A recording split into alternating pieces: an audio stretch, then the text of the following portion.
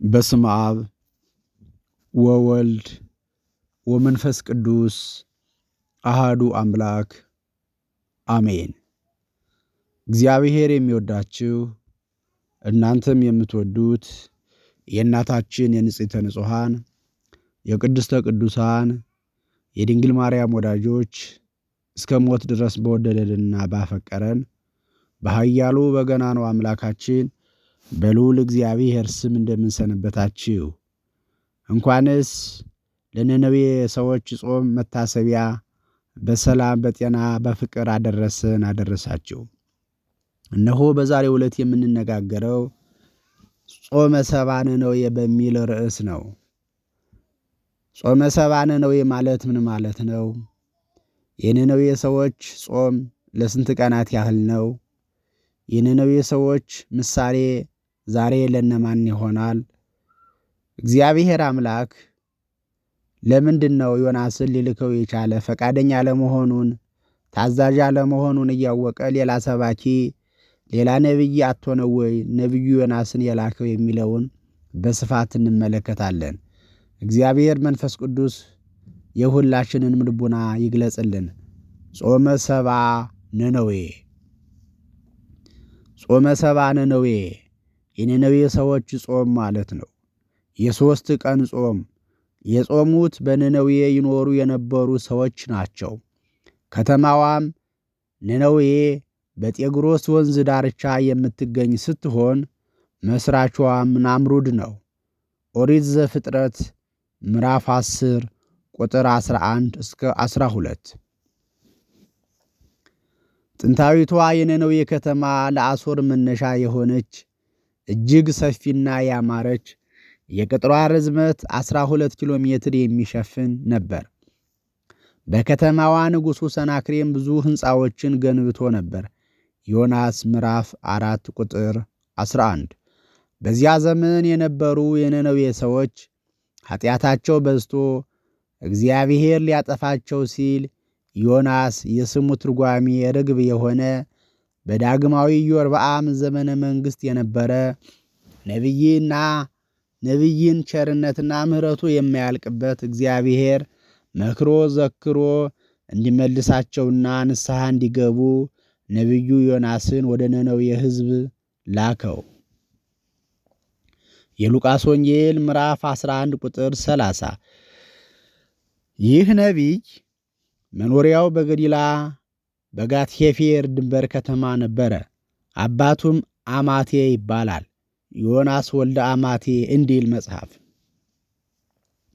በዚያን ጊዜ ኢዮርብዓም ሶርያውያንን አባሮ የእስራኤልን ድንበር እንዲመልስ ነቢዩ ዮናስ ትንቢትን ተናገረ።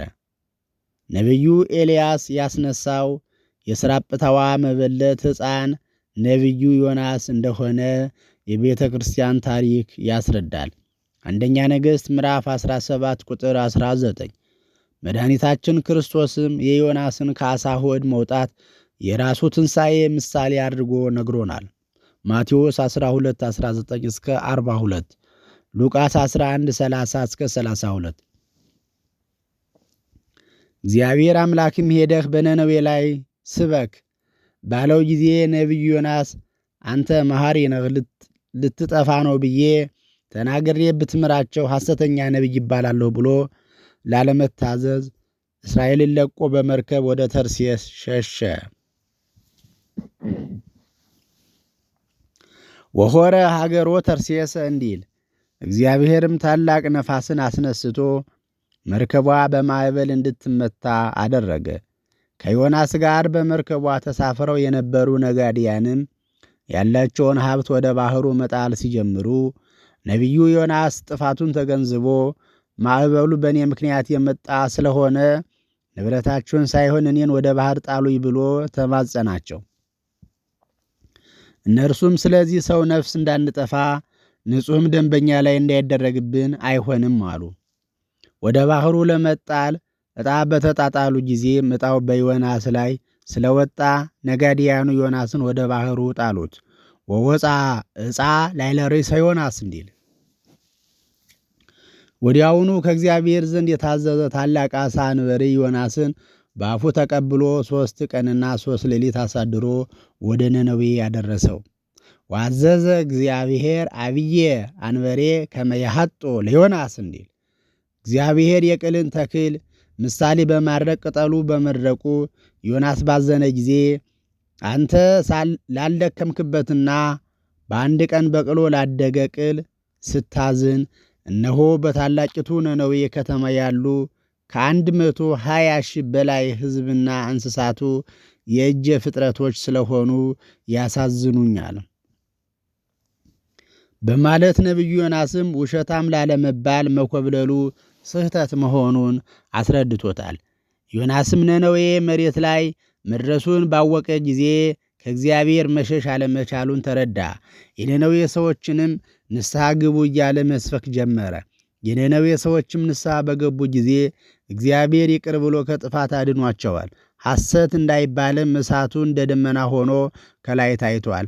የታላላቁ ዛፍ ቅጠል እስኪጠወልግ ድረስ አድርቆ ለሕዝቡ አሳይቷቸዋል። ንስሐቸው በከንቱ እንዳልቀረ አስረድቷቸዋል። ትንቢተ ዮናስ ታኅሳስ 5 ቀን የሚነበበው የመጽሐፈ ስንክሳር ክፍል ወበላ አሐደ ሐምለ በማለት ንስሐ ያልገቡ 1 ሀገር ያህል ሰዎች በእሳቱ እንደጠፉ ይነግረናል። ጾመ ነነዌ የ3 ቀን ሱባኤ ነው። በ3 ቀናት ጾምና ጸሎት ንስሐ የገቡ የነነዌ ሰዎች ከጥፋት እንደዳኑ ሁሉ በብሉይ ኪዳን አስቴር 3 ቀን ጾማ ጸልያ በእስራኤል ላይ የመጣውን መቅሰፍት እንዲመለስ አድርጋለች። መጽሐፈ አስቴር ምዕራፍ 4 ቁጥር 15 እስከ 16 ድረስ መመልከት ይቻላል።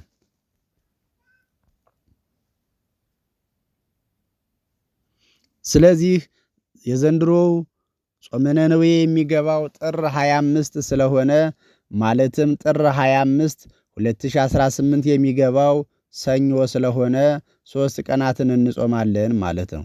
መቼና መቼ? ሰኞ፣ ማክሰኞ፣ ረቡዕ። እመቤታችን ቅድስት ድንግል ማርያምም ከበዓል ስትመለስ ሕፃኑ ልጇ ኢየሱስ ክርስቶስ መንገድ ላይ ጠፍቷት ከ3 ቀን ፍለጋ በኋላ በቤተ መቅደስ አግኝተዋለች። ሉቃስ 2:46። ጌታችን መድኃኒታችን ኢየሱስ ክርስቶስም ለሄሮድስ በሰጠው ምላሽ መልስ 3 ቀን የሱባኤ ፍጻሜ መሆኑን ገልጿል። ሉቃስ 13:32። ጾመ ነነዌ የእግዚአብሔርን ቸርነትና መሐሪነት የምናስታውስበት ጾም ነው። ይኸውም እኛ ፍጡራኑ በበደልን ጊዜ ፈጽሞ ከማጥፋት ይልቅ ምክንያት ፈልጎ እንድንድን ያደርገናል። ዮናስ ለስብከት ፈቃደኛ ባይሆን እንኳን እግዚአብሔር በተለየ ጥበቡ እንዲሄድ አድርጎታል። በእርግጥ እግዚአብሔር ሌላ የሚልከው ነቢይ አጥቶም አይደለም፣ እርሱንም ጭምር ሊያስተምረው ስለፈለገ እንጂ። የነነዌ ሰዎች የተነሳ ሕያው ምሳሌ ናቸው። ይህም ማለት ሰው ጥፋቱን አምኖ ንስሐ ከገባ እግዚአብሔር ይቅር ማለቱን አይተውም።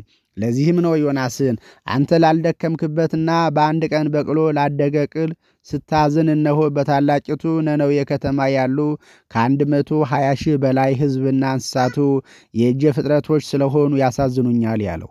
ቀደምት የቤተ ክርስቲያን አባቶቻችን ይህንና ሌሎች አጽዋማትን እንድንጾም የወሰኑልን ያለ ምክንያት አይደለም።